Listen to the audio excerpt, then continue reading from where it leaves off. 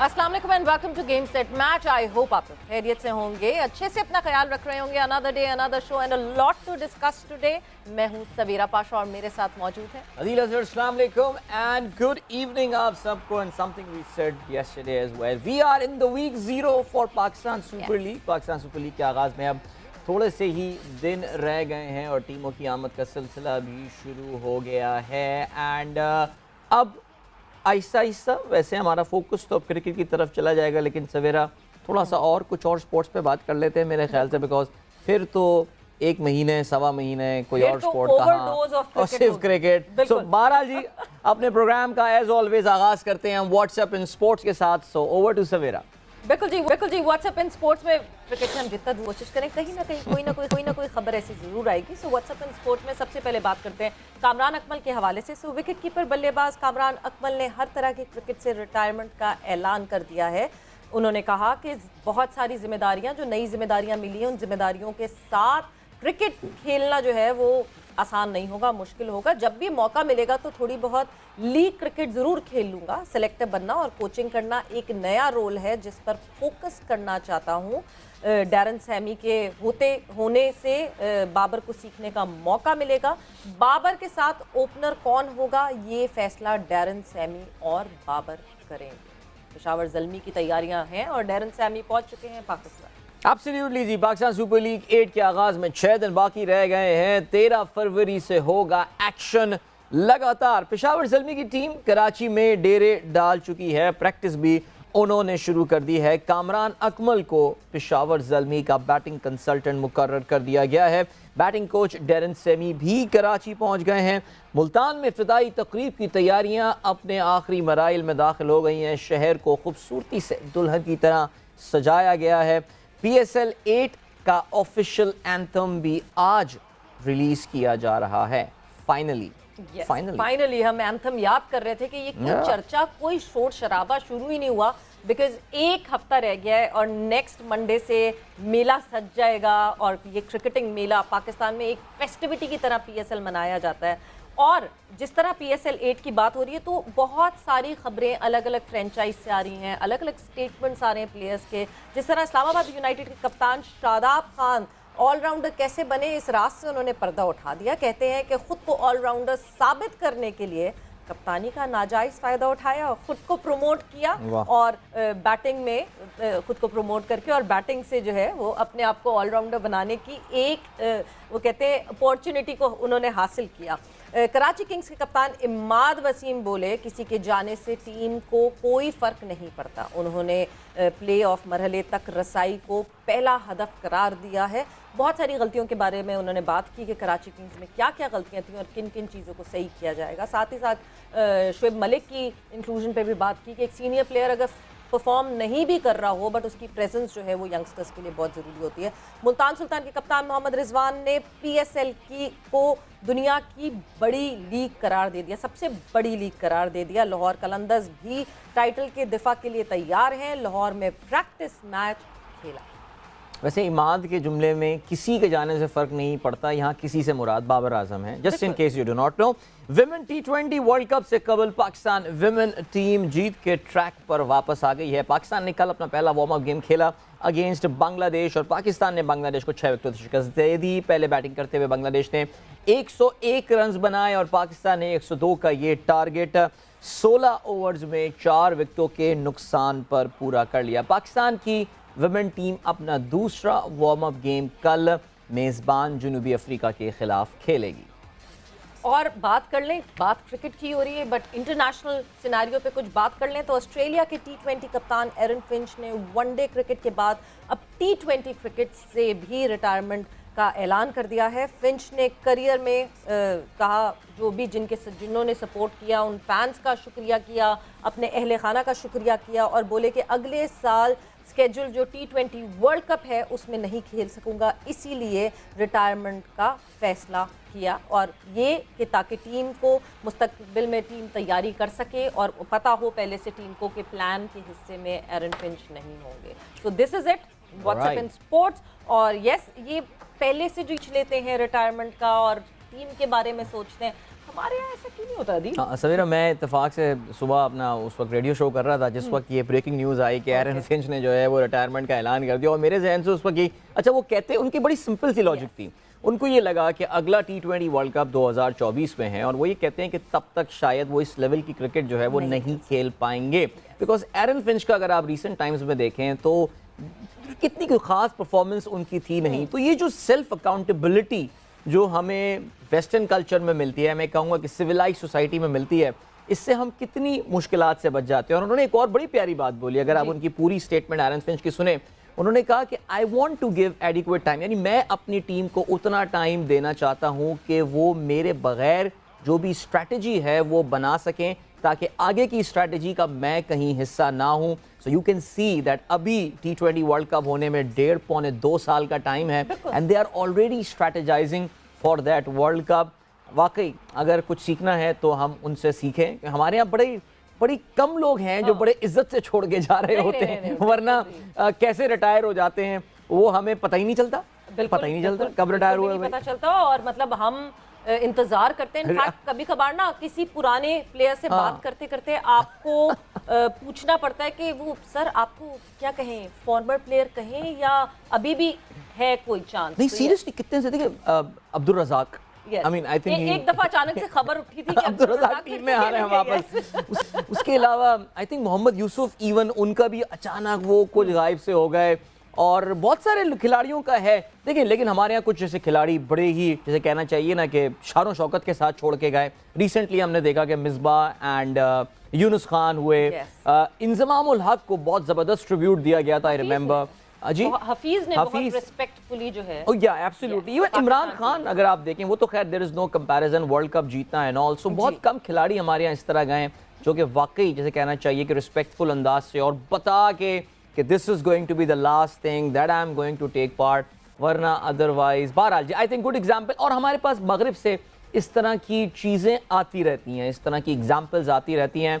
I think इसमें जो बहुत थी, आई थिंक एडम गिलक्रिस्ट मेरे ख्याल से एक बहुत हैरान कुन उनका था रिटायरमेंट का ऐलान, because he thought that he is losing his instinct. एक विकेट कीपर अगर ड्रॉप करने लगे, स्टंप्स छोड़ने लगे, it's time to hang his boots. बिल्कुल ऐसा बिल्कुल सोचना चाहिए, और ये एक बहुत अच्छा प्रेसिडेंट है जो कि मेरा ख्याल से in our part of the world भी सेट करना चाहिए। It's not just about Pakistan, इस रीजन में ही कोई है नहीं, कोई एक वो कहते हैं ना एक रिवाज नहीं है रिटायरमेंट देने का, और वो रिवाज बदल के नहीं दे रहा है। बट जहां हम रिवाज की बात कर रहे हैं, हमेशा रिवाज ऐसा ही चलता है कि कोई ना कोई हमें बुरी खबर मिलती है स्पोर्ट्स की तरफ से। हम अदर देन क्रिकेट अगर बात करें तो कभी फेडरेशंस, 2 पैरेलल फेडरेशंस बन जाती हैं, कभी फेडरेशन का मसला जो है वो जो प्लेयर्स होते हैं उनके साथ हो जाता है। अभी भी रीसेंट टाइम्स में एक इशू हमारे सामने आया, पाकिस्तान की जो रेसलिंग फेडरेशन है उनका ये इशू सामने आया कि जो कॉमनवेल्थ गेम्स में हमारे गोल्ड मेडल विनर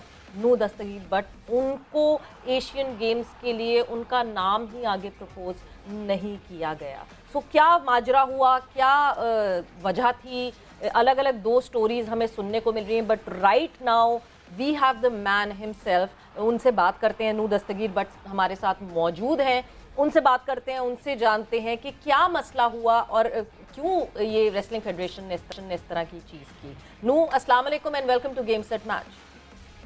वालेकुम अस्सलाम। मैं आपको करेक्ट करना चाहूंगा कि ये रेसलिंग नहीं, वेट लिफ्टिंग से। वेट लिफ्टिंग सॉरी, मैं रेसलिंग बार बार गलत। नू, गुफ्तगू का आगाज करते हैं आपके साथ। ज़ाहिर है एक पर्सपेक्टिव, एक नुक्ता नज़र इसमें आपका है, एक नुक्ता नज़र जो है वो पाकिस्तान वेट लिफ्टिंग फेडरेशन का भी है। ज़ाहिर है आप पाकिस्तान के हीरो हैं, पिछले साल माशाल्लाह, बल्कि पिछले साल के हम कई और साल पीछे चले जाएं, आपकी कारकर्दगी बेहतरीन रही है। एक स्टैंड आउट एथलीट आप पाकिस्तान के, हम वेट लिफ्टिंग की बात नहीं कर रहे, हम पाकिस्तान के, आप स्टैंड आउट एथलीट है माशाल्लाह। लेकिन नू हुआ क्या? आई मीन इतने माशाल्लाह आप टॉप पे फ्लाई कर रहे हैं, लेकिन किस बात पे ऐसा डिसएग्रीमेंट हो गया फेडरेशन के साथ कि आपका नाम भी आगे फॉरवर्ड नहीं किया गया? आपका क्या पॉइंट ऑफ व्यू है, आपका नुक्ता नज़र क्या है? देखिए मैं जो कॉमनवेल्थ गेम्स थी जो अगस्त में हुई थी, उसके ठीक 1 महीने बाद एशियन चैंपियनशिप थी। वहाँ पे पाकिस्तान के 3 जो है लड़के गए जो कि विदाउट ट्रायल्स गए एशियन चैंपियनशिप पर, और वो वहाँ पे अनफॉर्चुनेटली आखिरी नंबर पे आए हैं और ना ही वो नेशनल चैंपियन आज तक हुए हैं, और वो वहाँ पे उन्होंने पार्टिसिपेट किया है विदाउट ट्रायल्स। और इवन कि अगर मैं वहाँ ये ट्रायल्स करते या इवन के मुझे वहाँ पे भेजते तो मेरा वहाँ पे भी मेडल था एशियन चैंपियनशिप पर। तो एक तो इन्होंने मुझे वहाँ से भी महरूम कर दिया मेडल लेने से, और फिर उसके बाद एशियन गेम्स में जो ये ट्रायल्स इन्होंने किए हैं अभी रिसेंटली, ये मुझे 15 दिन पहले इतला मिली है कि मैंने ट्रायल देने हैं 15 दिन पहले। और एक प्लेयर को कम बेश भी 1 या 2 महीने पहले बताया जाता है कि आपके ट्रायल्स आ रहे हैं, आपको प्रिपरेशन करनी है, आपको मतलब कंपटीशन के हिसाब से ट्रेनिंग करनी है और फिर आपने पार्टिसिपेट करना है। तो इन्होंने तो एक तो 15 दिन पहले वो भी मुझे एक वापडा के कोच के थ्रू पता लग रहा है कि ट्रायल्स आ गए हैं और आपने 15 दिन बाद ट्रायल्स देने। अब इस दौरान के अंदर मैं लगातार जो कॉमनवेल्थ गेम के बाद उनके पाकिस्तान की अवाम ने बड़ा प्यार दिया है। मुझे प्राइम मिनिस्टर हाउस बनाया गया, चीफ आर्मी साहब से मुलाकात हुई, कई फंक्शन, स्कूल, कॉलेज, यूनिवर्सिटीज उन्होंने मुझे इनवाइट किया और मैं उन चीज़ों में भी बिजी रहा। तो इन्होंने मुझे एशियन गेम्स के ट्रायल एक तो बताए भी नहीं और एकदम से रख दिए। तो मैं पहली बात है, जो वहाँ पे लड़का जो एशियन चैंपियनशिप पे भी गया है उसने वहाँ पे 325 kg टोटल किया, मेरा 405 किलो टोटल है। अब अगर मुझे ट्रायल्स में मैं नहीं भी गया तो मेरा वहाँ पे किसके साथ कंपटीशन है, या मेरा वहाँ पे उसके साथ कंपटीशन बनता है जिसने 325 किलो उठाया और मैंने 405 किलो, सवा 100 किलो का जो हमारा जो है फर्क है, और उसकी वो सिलेक्शन कर देते हैं और उसकी आगे एंट्री भेज देते हैं।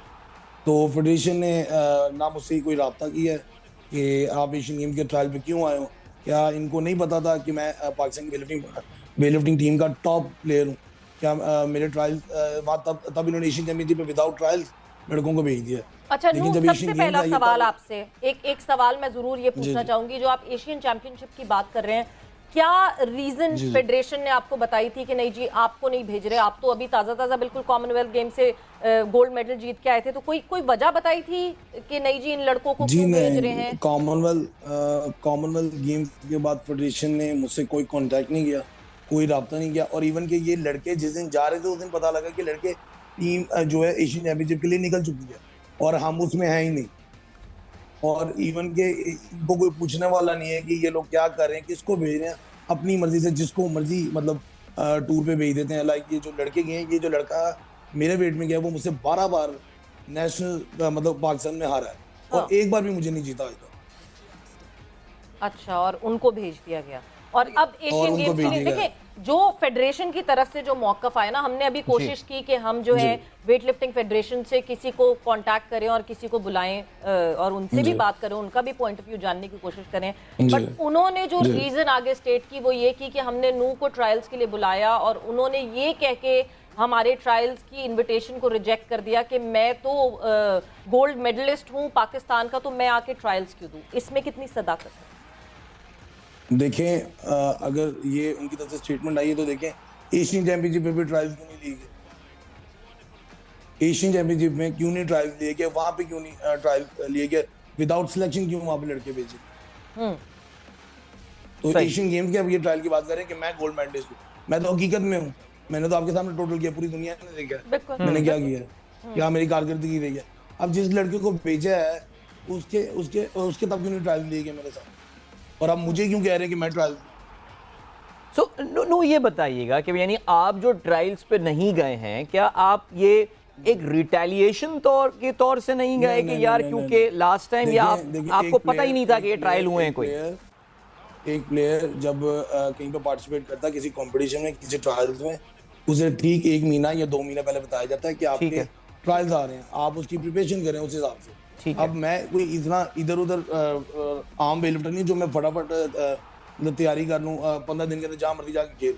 मुझे प्रॉपर तैयारी करनी होती है, प्रॉपर अपनी डाइट, प्रॉपर अपनी ट्रेनिंग उस हिसाब से चलानी होती है और फिर मैं जाके उस कंपटीशन में पार्टिसिपेट करता हूँ। और दूसरी बात है कि मुझे इन्होंने ठीक 15 दिन पहले बता रहे हैं, और दूसरी बात है कि एशियन गेम्स में 30 जो गेम है हिस्सा लेने वाली पाकिस्तान की, ये सिर्फ वेट लिफ्टिंग के ट्रायल हुए हैं अभी तक। 3 महीने पहले ट्रायल्स होते हैं और एंट्री जाती हैं। अभी तो टाइम भी नहीं आया। अरशद नदीम एथलेटिक्स के ना उनके ट्रायल हुए हैं, इनाम बट रेसलिंग ना उनके ट्रायल हुए, सिर्फ वेट लिफ्टिंग के हुए और सिर्फ वेट लिफ्टिंग की एंट्री जा रही।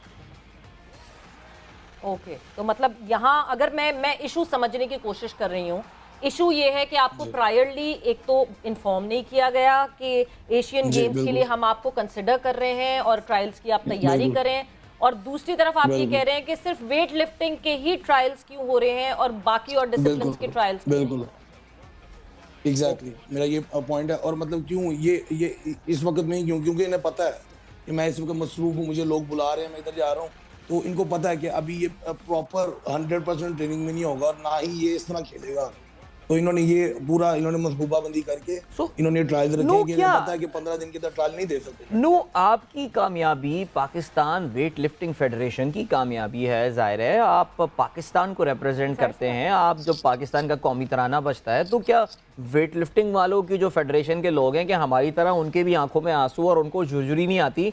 आपको क्यों लगता है कि वो आपसे वो इस तरह की कोई, ये तो ऐसा लग रहा है आपकी बात सुन के ऐसा लग रहा है कि आपसे कोई बदला लिया जा रहा है या कोई नाराजगी उतारी जा रही है या कोई वाकई कोई ग्रीवेंस है आपके लिए? क्या इस बारे में क्या कहेंगे? नो, देखिए मुझे इस चीज़ का बिल्कुल भी नहीं है कि मेरी उनके साथ यहाँ कोई लड़ाई है या कोई मैं इवन कि मेरे पे एलिगेशन भी हैं जो मेरे तक पहुंचे हैं कि मैं किसी दूसरी बॉडी के साथ हूँ। आप देख लें कि मैं अच्छा। कहीं पे भी किसी बॉडी के साथ, ये जो आपने जो बात की मैं उसकी बात करूँ, इन्होंने कहा कि मैं किसी और बॉडी के साथ हूँ, मैं किसी बॉडी के साथ है ही नहीं। ना मैंने कोई ऐसा फंक्शन अटेंड किया कि किसी दूसरी फेडरेशन के अंदर जाके मैं बैठा हूँ या मेरी कोई स्टेटमेंट आई है या कोई न्यूज़ में आई है या मैंने सोशल मीडिया के अंदर स्टेटमेंट दिए फेडरेशन के खिलाफ, मैंने तो बात भी नहीं की इनके बारे में। बिल्कुल। और ना ही मैंने किसी दूसरी बॉडी को ज्वाइन किया है। और मेरे वाले साहब ने शुरू से मुझे एक चीज़ सिखाई है कि पॉलिटिक्स में हमने कुछ ना, हमारा काम है वेट लिफ्टिंग करना और वेट उठाना और पाकिस्तान की मेडल लेना, बेशक, और हम वो ही कर रहे हैं। और होना भी यही चाहिए, जाहिर सी बात है। आप लोगों का क्या लेना देना जी।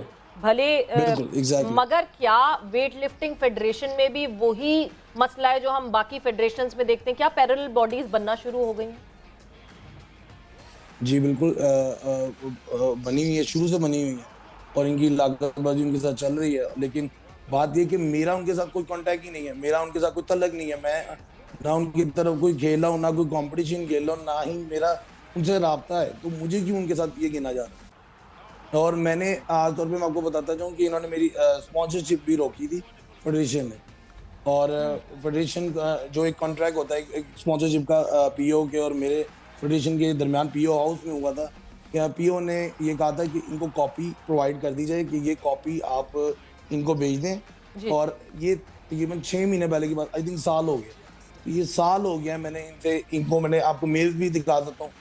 मैंने इनको मेल किया कि इन्होंने कहा क्या कहते हैं वो कॉपी मुझे भेजें आप।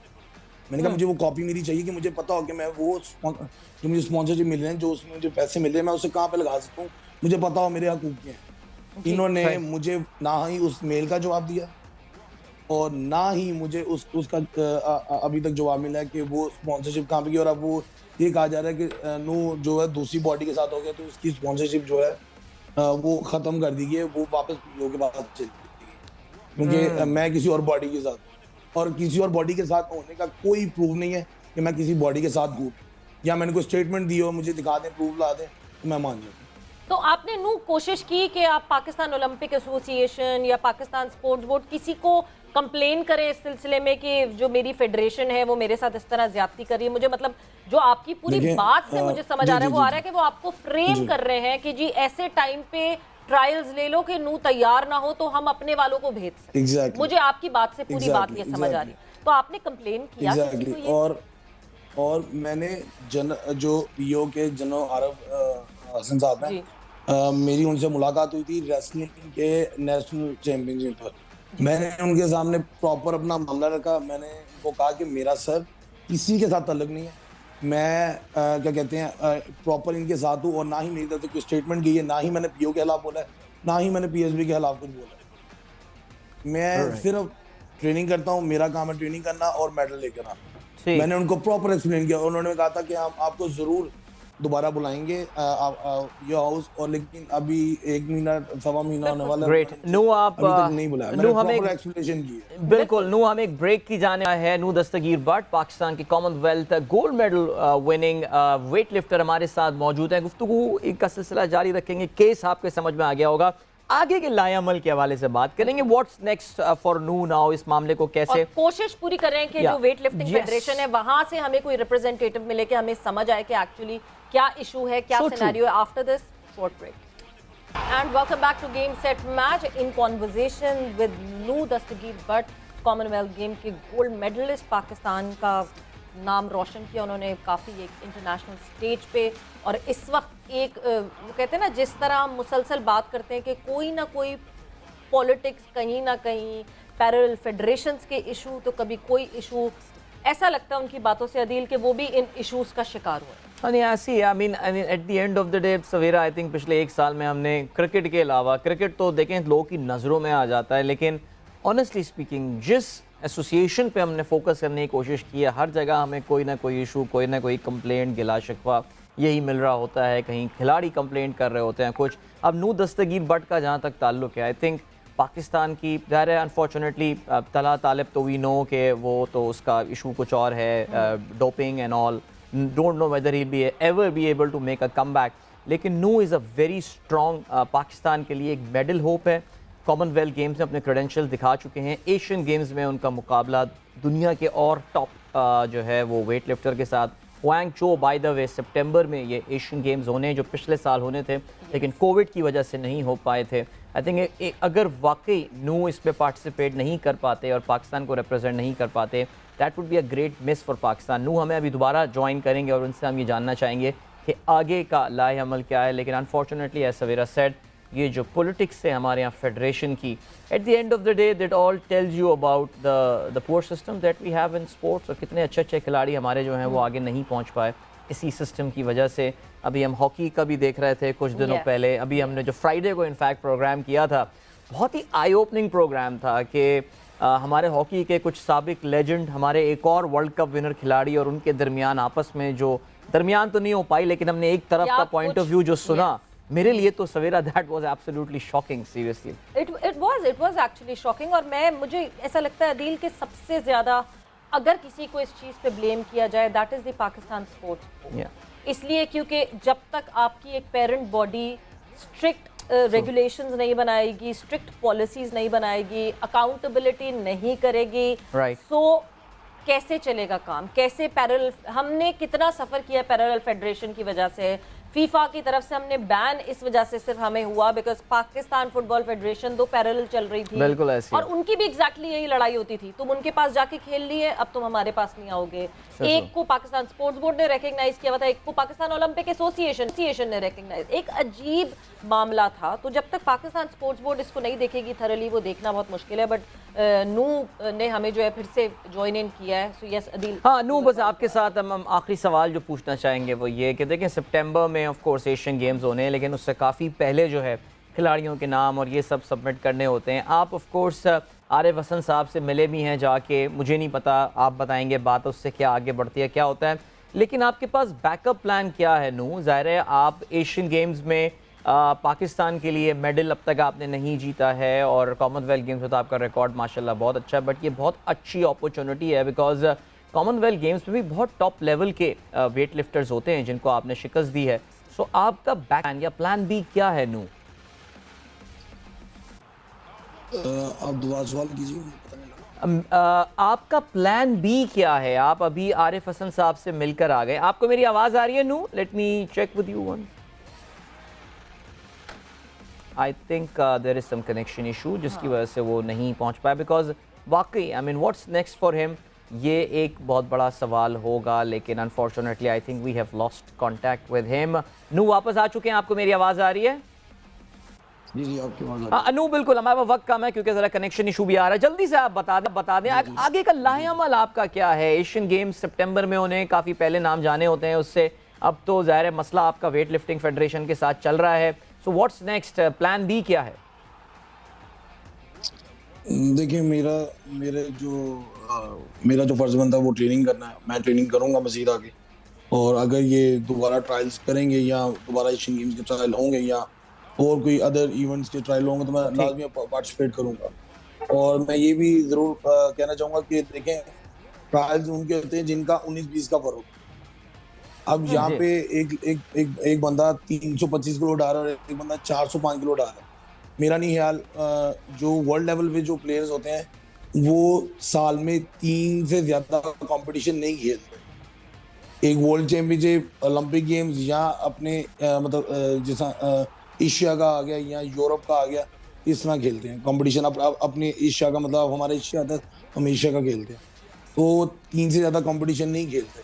अब ये चाहते हैं कि मैं हर ट्रायल में ट्रायल दूं, मतलब इनको जब पता है कि मैं नंबर 1 पे हूँ, मैं मेरी अगर मेरिट पे देखा जाए तो मैं नंबर 1 पे हूँ, तो मेरे ये क्या हर बार ट्रायल पे लेंगे, कॉमनवेल्थ चैंपियनशिप बार उसके ट्रायल लेंगे, वर्ल्ड चैंपियनशिप फिर उसके ट्रायल लेंगे, और किन के साथ लेंगे? जिनके साथ मेरा 100 किलो का फर्क जा रहा है और जो मुझसे पाकिस्तान में 12 साल में 12 बार हार चुके हैं, उनके साथ मेरे ट्रायल लेंगे। तो फिर तो मैं पाकिस्तान में ही लड़ता रह जाऊंगा, मैं फिर बाहर नहीं कंपटीशन खेल पाऊंगा, मैं फिर पाकिस्तान में ही ट्रायल देते ही रह जाऊंगा। बट नो, आपको ये नहीं लगता एक प्रोटोकॉल होता है हर चीज का, और वो प्रोटोकॉल जो है वो जाहिर सी बात है, हम हर दफा कहते हैं ना कि गेम सबसे बड़ा होता है, कोई भी खिलाड़ी गेम से बड़ा नहीं होता, गेम सबसे बड़ा होता है, एक प्रोटोकॉल होता है। मगर ये प्रोटोकॉल अगर सबके लिए अप्लाई हो रहा है तो बिल्कुल सही है, मगर अगर ये पर्टिकुलरली सिर्फ आपके लिए अप्लाई हो रहा है तो मैं यही कहना चाह रहा हूँ, मैं यही कहना चाह रहा हूँ कि ये एशियन चैंपियनशिप पे भी अप्लाई होना बिल्कुल, आई थिंक ये पॉइंट वैलिड। एशियन चैंपियनशिप पे क्यों लड़के इस तरह के, अगर ये वहां पे इस तरह होता फिर मेरी बारी ही क्यों एशियन गेम पे ये हो रहा? Right, I think no, thank you. और मैं आपको इसकी ईमेल भी भेज सकता हूँ, सेंड कर सकता हूँ, क्योंकि मैंने पीओ को भी किया और पाकिस्तान वेलफेयर पटिशन को भी की है, और बकायदा इनको मैंने कहा हुआ है कि मुझे वहाँ पे बुलाएं और मेरे साथ मीटिंग की जाए। पीओ को मैंने कहा हुआ है और पाकिस्तान वेलफेयर पटिशन को, लेकिन मुझे उनके आज तक कोई जवाब ही नहीं आया, और ऊपर से मेरे भी ये एलिगेशन लगाया जा रहा है कि मैं किसी दूसरी बॉडी के साथ। बस ये एलिगेशन एक दूसरे पे इल्जामात लगते रहेंगे और हम इसी तरह जो है अपने एथलीट्स को ज़ाया करते रहेंगे। नू, बहुत बहुत शुक्रिया, हमारी टीम ने जो है वो ज़रूर अब की कि वो अथॉरिटीज़ से बात कर सकें, स्पोर्ट्स मिनिस्टर से भी बात करने की कोशिश की है, उनसे बात भी हुई है, वो फर्दर ऑन इस मैटर में देखेंगे। आई होप आपको वो कॉन्टैक्ट करें और ये जो ज्यादती हो रही है ये ज्यादती ना हो। हम कोशिश करेंगे अदील कि हम मौकफ जो है जी बिल्कुल बहुत जरूरी है। पाकिस्तान रेसलिंग फेडरेशन है, एहसान मजारी साहब ने जो कि minister for inter provincial coordination और स्पोर्ट्स को देख रहे हैं, उनसे हमारी टीम ने अभी बात की है। वो ऑन एयर अभी इसलिए नहीं है बिकॉज वो ये कह रहे हैं कि मुझे इस मामले का पहले बैकग्राउंड समझने दें, and I think it's a very valid point. I mean on air आके आए बाएं शाएं करने से अक्सर लोग आ जाते हैं, पता नहीं होता बैकग्राउंड, बट वो ये कह रहे हैं जी मैं बैकग्राउंड चेक करूंगा, उसके बाद आके वो हमसे बात करेंगे। हम कोशिश करेंगे कल या परसों जब भी उनकी अवेलेबिलिटी हुई इस मामले की, ताकि आपको एक दूसरी साइड ऑफ द पिक्चर भी, आई थिंक मामला काफी हद तक सवेरा ये क्लियर हो गया। चलें जी, आज जो हमने हमारा प्रोग्राम शुरू होते ही जो इस वक्त ब्रेकिंग न्यूज आई थी वो कामरान अकमल की तरफ से आई थी, और पाकिस्तान की क्रिकेट का एक बड़ा असेंशियल पार्ट रहे। इनफैक्ट मैं ये कहूँगा कि राशिद लतीफ़ और मोइन खान के बाद कामरान अकमल ज़ाहिर है पाकिस्तान की विकेट कीपिंग का एक काफ़ी परमानेंट हिस्सा जो है वो रहे। नेचुरली बिफोर सरफराज उन्होंने अपनी तमाम क्रिकेट की तमाम फॉर्मेट से रिटायरमेंट का ऐलान कर दिया। पहले कामरान को सुनते हैं और फिर और मज़ीद बात करेंगे। सब भी कहते हैं नंबर 1 बैट्समैन है, तीनों फॉर्मेट में उसने परफॉर्मेंस दी हुई है, कहने की तो ज़रूरत नहीं है। किसी भी फ्रेंचाइज क्रिकेट में जाता है तो वो उस फ्रेंचाइज की टीम ऑटोमेटिकली एक अच्छी टीम बन जाती है। बैटिंग देखिए, जब डोमेस्टिक ना खेल रहे हों तो फिर आप पाकिस्तान की लीग क्रिकेट भी ना खेले तो ज़्यादा बेहतर है, किसी और को मौका मिल जाए जो डिज़र्विंग है। जब आपको डोमेस्टिक नहीं मिलेगी तो खैर दिल में आता है, लेकिन सब ने छोड़नी होती है क्रिकेट। मेरे ख्याल से टाइमली छूट गया तो फिर भी स्टिल मैं पार्ट हूँ ज़ल्मी का, तो एक अच्छा है कि जो ज़ल्मी के लिए खेलने हैं, जो परफॉर्मेंस दी है वो अब नए लड़कों के साथ शेयर करेंगे, अपना एक्सपीरियंस शेयर करेंगे। तो नए रोल पहला दिन है तो ज़रा डिफरेंट लग रहा है, लेकिन ये है कि इससे भी अब यूज़ टू होना पड़ेगा। मतलब आप ऑफिशियली रिटायर हो गए, ये कहना चाह रहे हैं? ऑफिशियली रिटायर हो गए? जी बिल्कुल, अब मेरे ख्याल से सिलेक्टर भी बन गए हैं, मेंटोर भी बन गए हैं। लीग्स भी छोड़ देंगे दुनिया भर की? देखिए, लीग्स तो डेफिनेटली अब मैं नहीं खेल सकूंगा, लेकिन छोटी मोटी जो लीग है, जैसे मैं जाता हूँ अमेरिका या ऑस्ट्रेलिया, मैं इधर उधर गया हूँ, वो 10-15 दिन की मैं ज़रूर खेलूँगा। वो अपनी प्रैक्टिस कंटिन्यू रखूँगा उस वक्त जब पीसीबी कोई असाइनमेंट ना हो, कोई जूनियर सिलेक्शन कमेटी पाकिस्तान, उसमें मैं डेफिनेटली अवेलेबल होऊंगा और मैं खेलूंगा ज़रूर। अपना फिटनेस और ये जुनून ख़त्म नहीं हो सकता, चाहे जितने मर्जी हम लोग बूढ़े हो जाए, एज जितनी मर्जी ज़्यादा हो जाए, अपना फिटनेस पर कंटिन्यू रखना चाहिए। जी, ये थी कामरान अकमल की ऑफिशियल रिटायरमेंट की अनाउंसमेंट, और very interesting career, and a lot of people might say कि शायद और बहुत कंट्रीब्यूट कर सकते थे पाकिस्तान क्रिकेट के लिए Kamran Akmal. Perhaps with his bat कुछ बड़ी यादगार इनिंग्स सवेरा कामरान ने खेली थी। आई थिंक मोहाली की वो knock, winning knocks, I mean वो जो अच्छा मोहाली की that knock against with Abdul Razzaq, उन्होंने वो मैच ड्रॉ करने के लिए खेली थी कराची में नेशनल स्टेडियम 2006 की सीरीज़, जब उन्होंने और later down the order batsman के साथ उन्होंने मिल के ऐसे मौके पे जब 0 पे 3 पाकिस्तान के खिलाड़ी आउट हो गए थे। आई थिंक कामरान के करियर की वो one of the best knocks थी फॉर श्योर। कामरान ने बाबर आजम के हवाले से, पाकिस्तान टीम के कैप्टन के हवाले से क्या कहा, ज़रा ये भी सुन लेते हैं। बाबर आजम के बारे में कामरान क्या कहते हैं। बाबर आजम दुनिया का सभी कहते हैं नंबर 1 बैट्समैन है। तीनों फॉर्मेट में उसने परफॉर्मेंस दी हुई है, कहने की तो ज़रूरत नहीं है।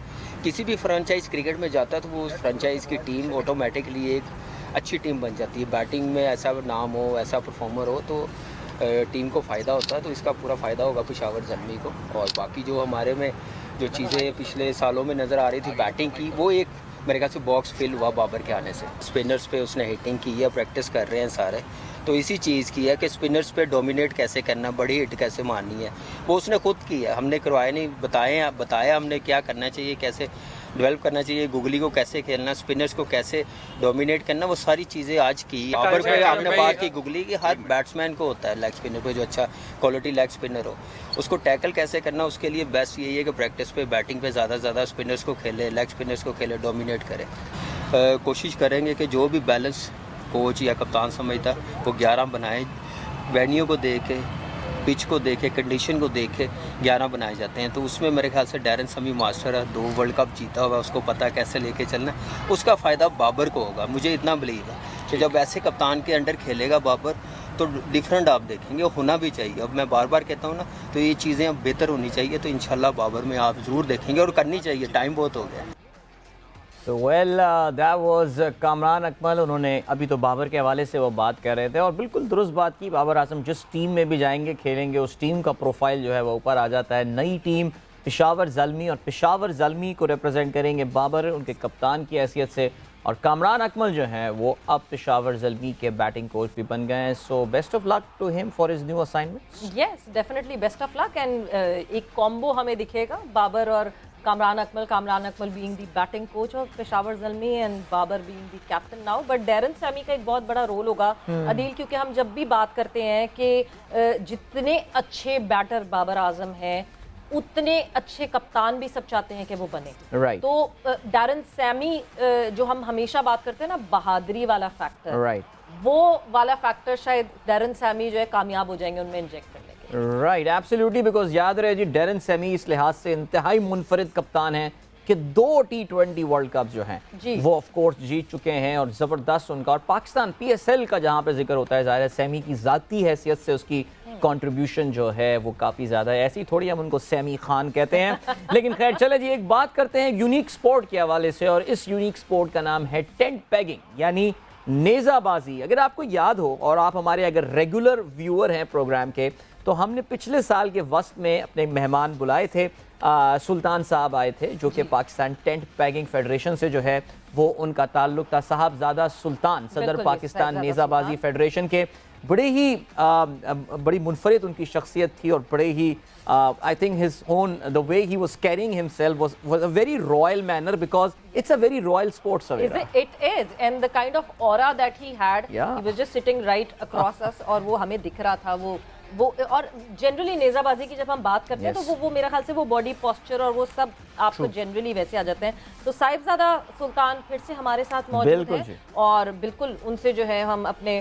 सवालों का सिलसिला शुरू करेंगे, because Pakistan is again hosting the tent pegging world cup qualifiers. तो tent pegging world cup qualifying के इंतजामात इस वक्त कैसे हैं सुल्तान साहब? बिस्मिल्लाहिर्रहमानिर्रहीम। पाकिस्तान के जी वर्ल्ड कप क्वालिफायर्स जो पाकिस्तान को मिले हैं, पाकिस्तान का ग्रुप C है, और तकरीबन 6 ममालिक के दरमियान ये मुकाबले मुनक़िद होंगे, और लाहौर के अंदर होंगे इसी माह फरवरी के अंदर।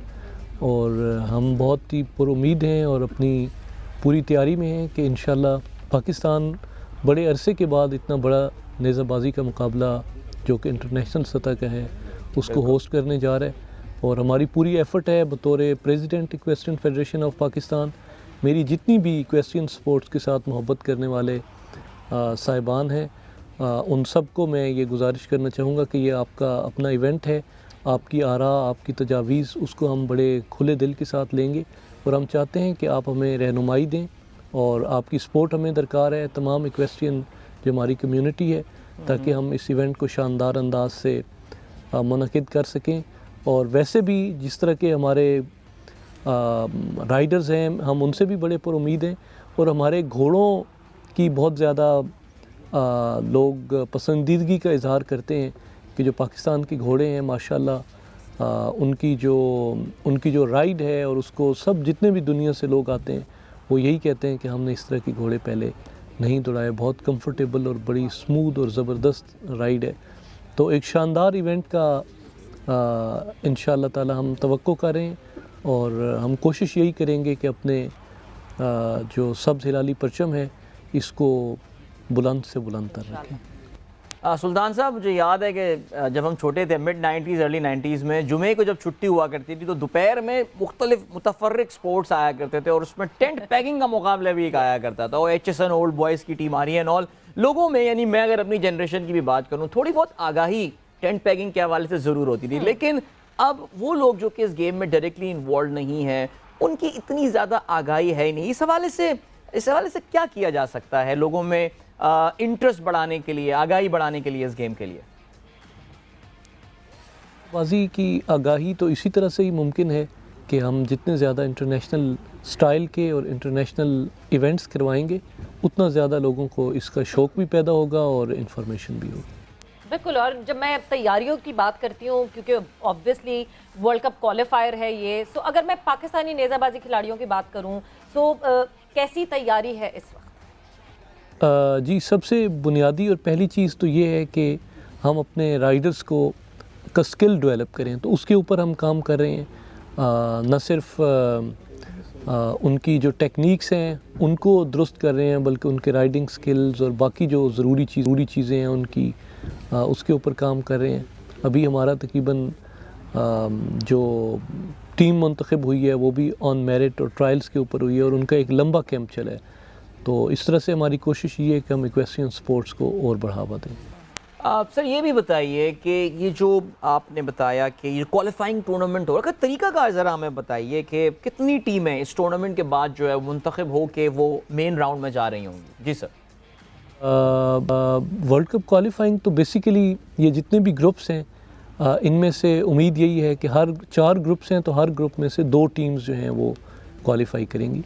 तो पाकिस्तान के ग्रुप सी है और यहाँ तकरीबन 6 ममालिक के दरमियान मुकाबला है, जिसमें जॉर्डन है, ईरान है, बेलारूस है, लीबिया है, लेबनान है, पाकिस्तान है। तो एक भरपूर और ख़ूबसूरत ग्रुप है और इंशाल्लाह शायकीन इससे महजूज़ भी होंगे और उम्मीद यही है कि इंशाल्लाह 2 अच्छी टीम्स यहाँ से क्वालिफाई करके जाएंगी। उम्मीद ये होनी भी चाहिए बिल्कुल। मगर जब मैं ये बात करती हूँ कि डिफरेंस क्या होता है इंटरनेशनल इवेंट में और पाकिस्तान में होने वाले इवेंट का, क्या फ़र्क क्या है? हमारे कुछ ट्रेडिशनल जो तरीक़ाकार है रिवायती, हम उसको ज़्यादा तरजीह देते हैं और आहिस्ता आहिस्ता हम भी उन चीज़ों को जो हम समझते हैं पाकिस्तान के अंदर जिनको होना चाहिए, तो उसकी हम ट्रेनिंग और स्किल को डेवलप करने की कोशिश कर रहे हैं। पूरी दुनिया में जिस तरह से जिद्दत आ रही है और लोग तहकीक और साइंसी बुनियादों के ऊपर अपने राइडिंग्स को जो बढ़ा रहे हैं और उसको डेवलप कर रहे हैं अपने राइडिंग के स्किल्स, तो हम भी उन्हीं लाइंस के ऊपर यकीनन चलेंगे तो हम कामयाब होंगे और आहिस्ता आहिस्ता वही सफ़र है और वही रास्ता है जिस पे पाकिस्तान इक्वेस्ट्रियन स्पोर्ट्स भी चल रही है।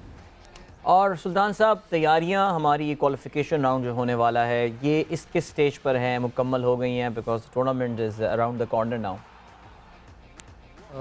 वर्ल्ड कप को होस्ट करने के लिए बेसिकली ये वर्ल्ड कप जो है ये इंटरनेशनल टेंट पैकिंग फेडरेशन जो है वो उनका एक मेकनिज़म है जिसके तहत वो डिफरेंट कंट्रीज़ को देते हैं। तो इस बार जो क्वालिफायर्स हैं वो तो हमें ग्रुप सी पूल के मिले और वर्ल्ड कप जो है वो साउथ अफ्रीका में है। तो देखें इंशाल्लाह पाकिस्तान भी एक दिन ज़रूर होस्ट करेगा। जिस तरह क्रिकेट वापस आ रही है, बाकी खेल पाकिस्तान में जड़ पकड़ रहे हैं, तो इंशाल्लाह नेज़ाबाजी के भी बड़े मुकाबले होते रहेंगे। तो अब जो है इंतज़ामात यहाँ पे आई बिलीव के मुकम्मल हो चुके हैं, क्वालिफाइंग राउंड के जो हमने यहाँ पे होस्ट करना है उसके सारे इंतज़ामात मुकम्मल हो गए? जी, इक्वेस्ट्रियंस का बहुत ज़्यादा शौक़ है। पाकिस्तान में तकरीबन 10,000 के करीब तो लोग नेज़ाबाजी करते हैं, जिसमें 4, 5, 6 हज़ार तो रेगुलर नेज़ाबाजी के राइडर्स हैं जो ऑन एंड ऑफ पूरा साल वो चल रहे होते हैं। तो बहुत ज़्यादा हमारे राइडर्स के अंदर शौक़ है, वो आगे के चलना चाहते हैं।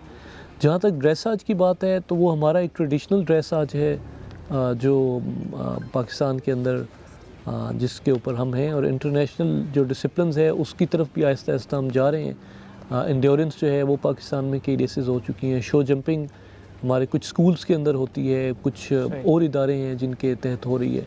तो इंशाल्लाह हमारी यही कोशिश है कि हम जो FEI के डिसिप्लिन्स हैं उनके मुताबिक अपने राइडर्स को के स्किल्स को डेवलप करें, और फिर इंटरनेशनल इंशाल्लाह जो मुकाबले हैं, ओलंपिक्स है, बाकी एशियन गेम्स हैं, उनके अंदर पाकिस्तान के राइडर्स को देखें। और सुल्तान साहब, आपने क्वालिफिकेशन का तो बताया है कि वो 4 ग्रुप्स हैं और पाकिस्तान जिन मुल्कों के साथ है। वर्ल्ड कप का बताएं, वर्ल्ड कप में कितने ग्रुप्स होंगे, अगर उसकी भी कुछ तफसीलात आपके पास हों? ये जी इस बार तो 4 ग्रुप बने और पाकिस्तान का ग्रुप C है, और इसी तरह से ये एक ITPF का मैकेनिज़्म है जिसके तहत वो डिफरेंट ग्रुप्स में ये देते हैं। बड़े ऑनर की बात है पाकिस्तान के लिए कि हम वर्ल्ड कप होस्ट करें। तो इससे पहले लास्ट टाइम कब था वो टाइम जब पाकिस्तान ने जो है नेज़ाबाजी का कोई इवेंट जो है वो होस्ट किया था? जी, इससे पहले 2014 में वर्ल्ड कप क्वालिफाइज हुए थे पाकिस्तान में, और अभी ये दूसरी मरतबा है। और हमारी टीम बड़ी स्किलफुल है, और पिछले 5-6 साल में पाकिस्तान टीम ने बहुत ज़्यादा नुमायाँ तरक्की की है और स्किल डेवलप किया है। इंटरनेशनल जो स्टैंडर्ड्स हैं उनको उनके मुताबिक माशाल्लाह इनकी तैयारी है। हम पर उम्मीद है अच्छे result. Great, thank you so much sir, बहुत शुक्रिया। साहबजादा सुल्तान, सदर पाकिस्तान नेज़ाबाजी फेडरेशन हमारे साथ मौजूद थे। ऑफ कोर्स इस टूर्नामेंट को भी हम ज़रूर फॉलो कर रहे होंगे। काफ़ी मुनफरद स्पोर्ट्स है और काफ़ी एक यूनिक है ऑडियंस इसकी नेचुरली, लेकिन जो लोग इसमें इन्वॉल्व हैं इक्वेस्ट्रियन स्पोर्ट्स की, अगर हम घोड़ों के हवाले से बात करें, सवेरा उनकी लाइफ है ये स्पोर्ट, उनकी पूरी जिंदगी इन्हीं चीज़ों में ना, इन घोड़ों के हवाले से उनका पालना, ब्रीडिंग करना एंड ऑल गुजर जाती है। बिल्कुल, और वो पूरी रोटेट करती है उनकी लाइफ उसके इर्द गिर्द ही। So it's not just a sport, it's their lifestyle. And with that मेरे ख्याल से वक्त जो है यहाँ पे गेम सेट मैच का खत्म हो गया। आई होप आपने इंजॉय किया हो जो अदर देन क्रिकेट हमने बात की है। विद दैट सवेरा और अदील को इजाजत दीजिए, अपना ख्याल रखिएगा। टेक केयर, बाय बाय, अल्लाह।